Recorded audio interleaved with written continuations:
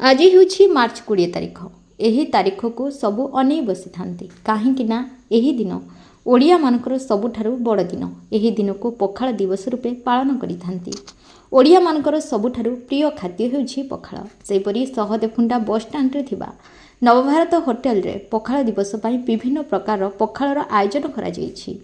दही पखाल, अभड़ा छुंक बा मसला पखाल, पुदीना पखाल, अदा पखाल, सज पखाल, जीरा पखाल, मिठा पखाल, घीओ पखाल, बासी पखाल, आंब पखाल, लेंबू पखाल भली अनेक पखालर बिक्री होछि।